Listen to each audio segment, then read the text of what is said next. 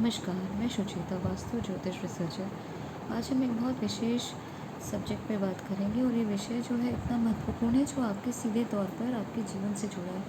कुछ प्राचीन सनातनी नियम हैं जो लोग भूल चुके हैं और ये बहुत महत्वपूर्ण नियम हैं जिन्हें हमें याद रखना ही चाहिए। और इसीलिए इस हम वीडियो को बनाएं क्योंकि लोग ये जानते हैं ये कुछ ऐसे प्राचीन नियम हैं जिनका ना मान्यता से आपको बहुत भारी कष्ट हो सकता है। परंतु इन नियमों की अगर जानकारी से अगर आपके जीवन में कुछ सुधार हो तो निश्चित इसको आप अपना सकते हैं।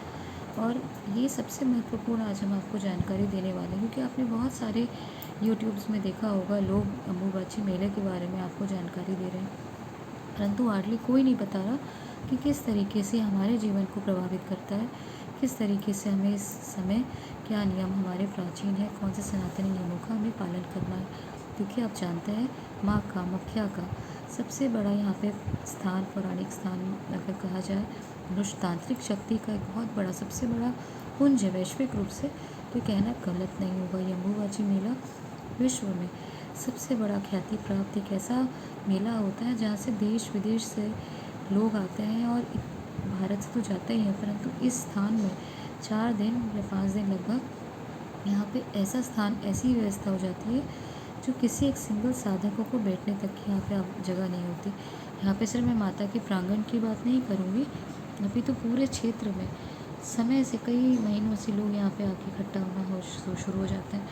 और सबसे बड़ा तो लोगों के लिए मन में यही रहता है क्योंकि देवी को तांत्रिक शक्तियों के लिए माना जाता है, तो लोग सम्मिलित होते होंगे अपनी तांत्रिक शक्ति, अपनी तपस्या करके अपनी शक्तियाँ बढ़ाने के लिए। नहीं, ऐसा नहीं है।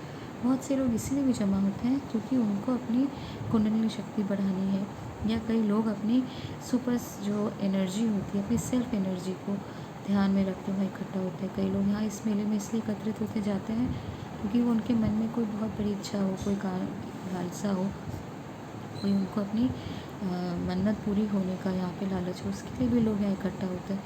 और ये जानकारी आज के जनरेशन के बहुत से बच्चों को शायद नहीं हो कि माता का ये स्थान इसलिए इतना महत्वपूर्ण है क्योंकि धरती को हम माँ कहते हैं, प्रकृति को हम माँ कहते हैं, और माँ सती का इस समय जो शक्ति रूप है जिसको माँ सती की पूजा करते हैं, उन्हीं माँ सती का यहाँ पे योनि भाग जो था होने के कारण यहाँ पे गिरा था। उसी शक्ति के कारण ये स्थान को बहुत ज़्यादा शक्ति का पुंज मनाया जाता है।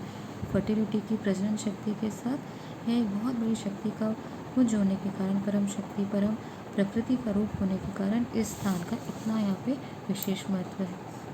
और साथ ही साथ ये भी आपको पता होना चाहिए कि इस स्थान में, इस मंदिर में माता का ये जो समय है, इस मेले के समय माता यहाँ रजस्वला होती है और लिटरली यहाँ पे माता की योनि से यहाँ रक्तस्राव होता है।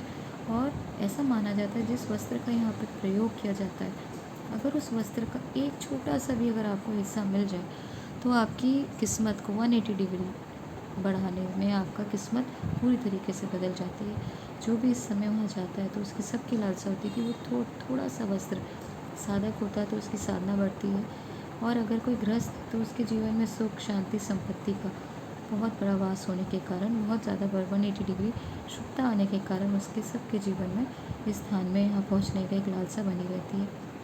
परंतु बहुत सारे इसके साथ नियम भी हैं। आवश्यक नहीं है कि आप वहाँ बैठे जाएं, परंतु फिर भी आप हम सब लोगों के लिए यहाँ पे कुछ नियम बताए गए हैं क्योंकि पहले के समय में ज़्यादातर लोग किसान हुआ करते थे, तो ये प्रकृति से जुड़ा हुआ एक ये पर्व है जहाँ प्रकृति एक तरीके से रजस्वला होती है।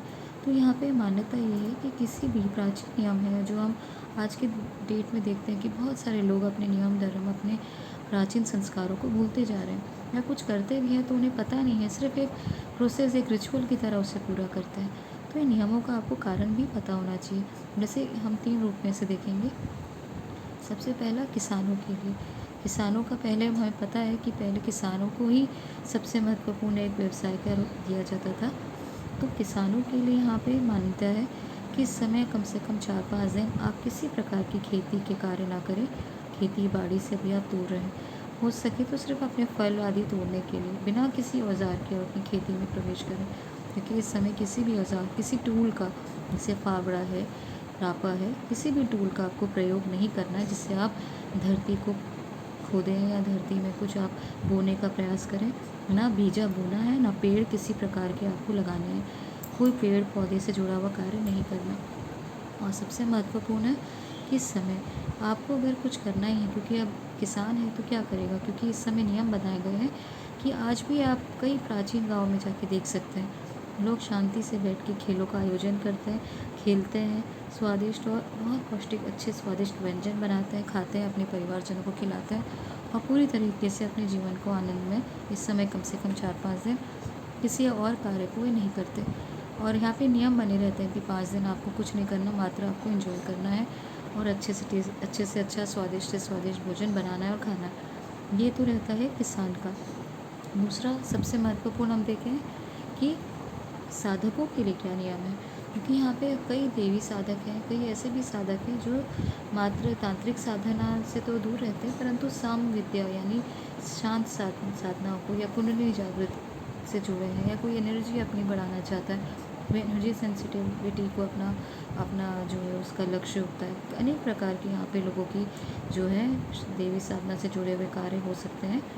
तो इस समय क्या करते हैं साधकों के लिए, देवी साधकों के लिए स्पेसिफिकली, वे अपने तपस्या के कुछ नियम बनाते हैं कि हम ये 4-5 दिन हम अपनी जो भी देवी की आप साधना करते हैं, जैसे कई उग्र शक्तियों का, माँ काली का, माँ धूमावती की साधना कर रहे हैं, तो कई शांत सौम्य माँ पार्वती की साधना करते हैं। तो जिस भी देवी को आप मानते हैं उनके नियमों को आप पालन करें कि हाँ हम अपने इस समय अपनी शक्ति अपनी साधना बढ़ा देंगे।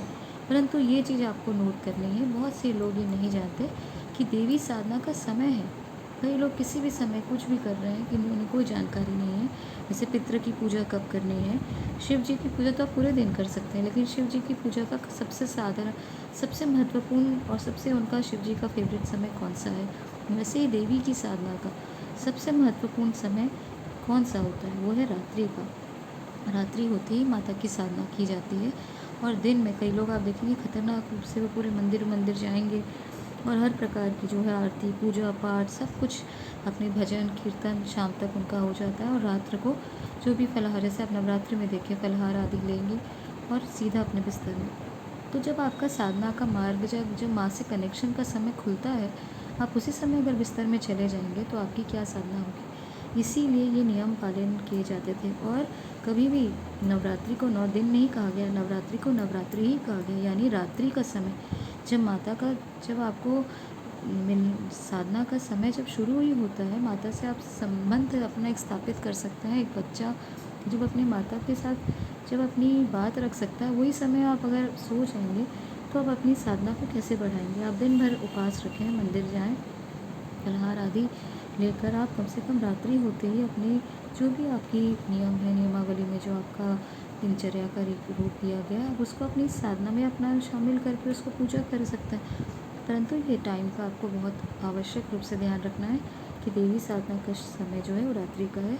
इसीलिए हम नवरात्रों को भी, देवी साधना का जो 9 दिन होते हैं, 4 नवरात्र वार्षिक रूप में जो होती है, 2 गुप्त और 2 प्रकट, उनमें हम रात्रि में ही साधना करते हैं। और देवी शक्ति का, भले आदि शक्ति श्री विद्या की साधना हो या आप किसी भी देवी का आह्वान करते हैं, उनकी साथ साधना करते हैं, तो ये रात्रि में होती है। दूसरा, आम जनों के लिए क्या नियम है, क्योंकि बहुत से लोग भूल गए हैं कि आम जनता के लिए भी कुछ नियम बनाए गए हैं।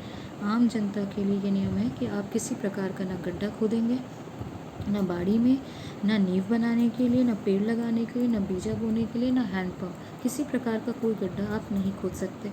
आप क्या कर सकते हैं, आप अपनी दैनिक दिनचर्या के काम करें और वो भी रिलैक्स रूप में, क्योंकि आपको पता है ये बहुत ज़्यादा उग्र समय है। आप ज़्यादा कोई टेंशन नहीं लें, कुछ भी आप इस समय करेंगे, कुछ नया क्रिएटिव करेंगे तो आपको वो रिस्पॉन्स नहीं मिलेगा। तो उग्र कोई आपको ना टेंशन लेना, ना बिग डिसीजन, कुछ नहीं, रिलैक्स रहें और इन्जॉय करें कि चलो ये भी आपके जीवन में एक समय है जब आपको शांत रहने का एक समय मिल रहा है।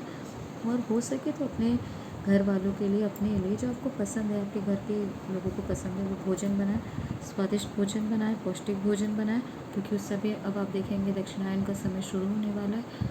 तो जितना भी अपने अपने अच्छे भोजन को बना के अपनी फैमिली के साथ आनंद कर सकते हैं, ये आपके नियम है, आनंद का समय है और इसलिए आप एंजॉय कर सकते हैं। 5-6 दिन आपको बिल्कुल पूर्ण रूप से ध्यान रखना है कि ना किसी प्रकार का बीज बोना है, ना पेड़ लगाना है, ना प्रकृति को किसी प्रकार से आप परेशान करेंगे, ना गड्ढा वो लीव के लिए, ना किसी प्रकार के लिए। इसको मैं वापस रिपीट कर रही हूँ ताकि आप इसे दोबारा ध्यान कर पाएँ। तो ये जानकारी है तक, अगर दी गई जानकारी आपको पसंद आए तो चैनल को लाइक सब्सक्राइब ज़रूर करें। धन्यवाद।